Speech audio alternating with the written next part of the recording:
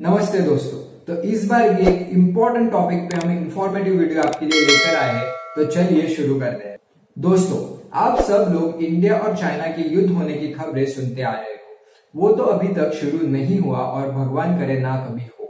लेकिन एशिया के एक दूसरे हिस्से में दो देश एक दूसरे से लड़ रहे हैं और ये लड़ाई कब युद्ध में बदल सकती है नहीं पता। आज गांधी जयंती है और इस दिन हम एक स्टोरी कवर कर रहे हैं ताकि आपको शांति का महत्व समझ में आए।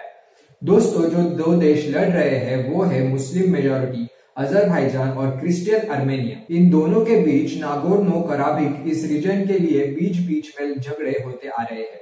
27 सितंबर 2020 को ये लड़ाई फिर से शुरू हो गई है। आइए इस लड़ाई के बारे में कुछ हिस्ट्री हम जानते हैं। दोस्तों, इस लड़ाई का मुख्य केंद्र है पहाड़ी और जंगल वाले नागोर्नो कराबाख रीजन, जहां करीब 1,50,000 लोग रहते हैं। नागोर्नो कराबाख ये अजरबैजान के अंदर आता है, लेकिन इसे मेजॉरिटी वाले इथनिक आर्मेनियंस गवर्न करते हैं। जब अजरबैजान और आर्मेनिया 1921 में सोवियत रिपब्लिक बने तो मॉस्को ने नागोर्नो कराबाख रीजन अजरबैजान को दे दिया, लेकिन उस जगह को ऑटोनॉमी भी दी। 1980s में जब सोवियत ताकत कम होने लगी तो नागोर्नो कराबाख में सेपरेटिज्म फैलने लगा। 1988 में वहां की नेशनल असेंबली ने वोटिंग करके खुद को ऑटोनोमस स्टेटस डिसॉल्व किया और आर्मेनिया से जुड़ने का फैसला लिया, लेकिन अजरबैजान ने इन मांगों को दबा दिया, जिससे मिलिट्री कॉन्फ्लिक्ट शुरू हुआ। 1991 में सोवियत यूनियन टूटने के बाद जब ये दोनों देश आजाद हुए तो ये झगड़े खुले युद्ध में बदल गए, जिसमें एस्टिमेटेड 30,000 लोग मारे गए और लाखों लोग विस्थापित हो गए। ये युद्ध 1994 तक चला, जब दोनों देश ने सीज फायर घोषित किया। उस वक्त तक आर्मेनिया ने नागोर्नो कराबाख का कंट्रोल ले लिया था और उसे आर्मेनियन रिबल्स को सौंप दिया। रिबल्स ने खुद को आजाद घोषित किया, लेकिन अभी तक किसी देश ने इसे स्वीकार नहीं किया है। दुनिया इस रीजन को अभी भी अजरबैजान का हिस्सा मानती है और अजरबैजान इसे वापस लेना चाहता है। उन दोनों ने भी अभी तक कोई पीस ट्रीटी साइन नहीं की है और बॉर्डर अभी भी क्लियरली डिमार्केटेड नहीं है। इस रीजन का स्ट्रेटेजिक सिग्निफिकेंस क्या है, इसके बारे में जानते हैं। एनर्जी रिच अजरबैजान ने कई गैस और ऑयल पाइपलाइंस बनाए हैं जो कैकेसस रीजन से गुजरकर टर्की और यूरोप जाते हैं। कैकेसस ये ब्लैक सी और कैस्पियन सी के बीच का एरिया है। इन ऑयल पाइपलाइंस में Baku Tbilisi Ceyhan oil pipeline, जिसकी क्षमता 1.2 बिलियन प्रतिदिन ट्रांसपोर्ट करने की है, the western route export oil pipeline, the trans Anatolian gas pipeline and the South Caucasus gas pipeline शामिल है। इनमें से कुछ पाइपलाइंस कॉन्फ्लिक्ट जोन के पास से गुजरती है। अगर दोनों देशों के बीच खुला युद्ध शुरू हुआ तो इन पाइपलाइंस को भी टारगेट किया जा सकता है, जिससे एनर्जी सप्लाईज पर बहुत बड़ा असर पड़ेगा।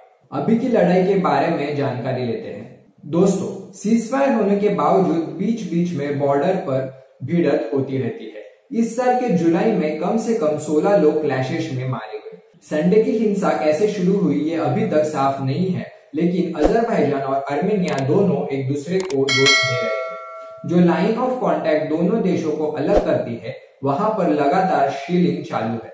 लोग बॉम्ब शेल्टर्स में रहने के लिए मजबूर हैं। दोनों देश लड़ाई की जगह अपने सेना की तैनाती बढ़ा रहे हैं।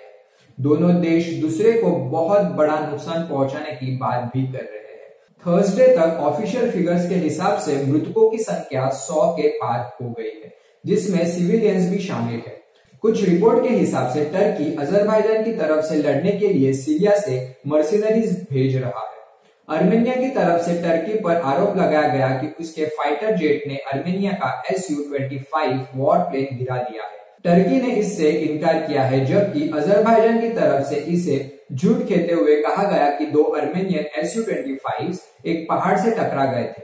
अगर ये लड़ाई बहुत देर तक चलती रही और इसने युद्ध का रूप ले लिया तो रशिया और टर्की को इसमें कूदना पड़ेगा। आर्मेनियन प्राइम मिनिस्टर निकोल पशियान और अज़ेरी प्रेसिडेंट इल्हम अलियेव ने दुनिया भर से बातचीत के प्रस्ताव को सीधे तरीके से नकार दिया है। रशिया के प्रेसिडेंट व्लादिमीर पुतिन और फ्रांस के इमैनुअल मैक्रोन ने दोनों देशों को तुरंत फायरिंग रोकने की मांग की है और टेंशन को डी एस्केलेट करने को कहा है।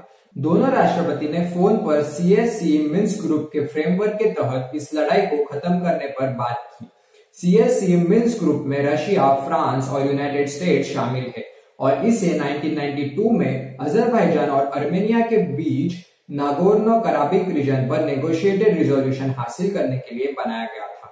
फ्रेंच राष्ट्रपति इमैनुअल मैक्रोन, जिनके देश आर्मेनिया से आए हुए बहुत से लोगों का घर है, उन्होंने टर्की को अजरबैजान को दिए खुले सपोर्ट पर चिंता जताई है। अभी इस लड़ाई में कुछ देशों का रोल जानते हैं। टर्की हमेशा से अजरबैजान को सपोर्ट करती आ रही है और आर्मेनिया के साथ उसके रिश्ते खराब है। 1990s के युद्ध के दौरान टर्की ने आर्मेनिया के साथ उसके बॉर्डर बंद कर दिए और इनके बीच कोई भी डिप्लोमेटिक रिलेशंस नहीं है। 1950 में हुए आर्मेनियन जिनोसाइड, जिसमें ऑटोमन्स ने करीब 1.5 मिलियन आर्मेनियंस को मार दिया था, इसे मानने से टर्की का इनकार ये दोनों देश के बीच टकरार की मुख्य वजह है। अजरबैजान और टर्की के बीच मजबूत कल्चरल और हिस्टोरिकल लिंक्स है।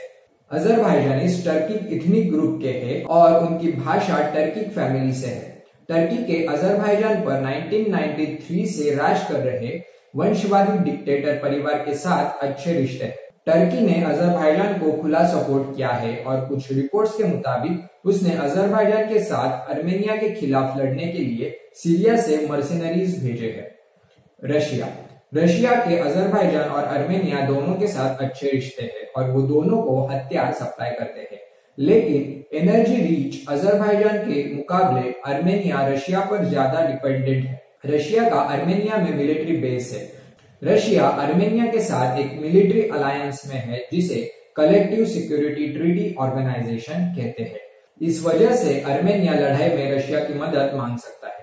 कम से कम पब्लिकली रशिया दोनों देशों के साथ न्यूट्रल है और सीज फायर मेडिटेट करने की कोशिश कर रही है। पाकिस्तान। हम पाकिस्तान की बात क्यों कर रहे हैं? इसके दो कारण हैं। पहला, साउथ एशिया से इस लड़ाई पर कमेंट करने वाला इकलौता देश पाकिस्तान है। टर्की की तरह पाकिस्तान ने अजरबैजान का साथ देते हुए आर्मेनिया से उसका मिलिट्री एक्शन रोकने की मांग की है और कहा है कि आर्मेनियन फोर्सेस द्वारा अजरबैजानी सिविलियन विलेजेस पर किए गए हमले निंदाजनक है और दुखद है।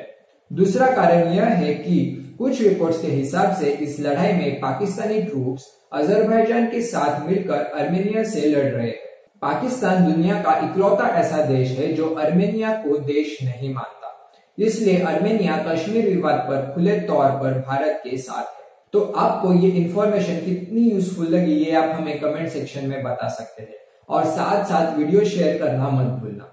हम इसी तरह से इंफॉर्मेटिव वीडियोस आप तक पहुंचाने का काम करते हैं। तो अगर आपको हमारे ये वीडियोस मीनिंगफुल लगे और अगर आपको हमारी मेहनत यूजफुल लगती हो तो प्लीज हमें सपोर्ट करने के लिए चैनल को सब्सक्राइब कर दो। Thank you so much. Have a nice day.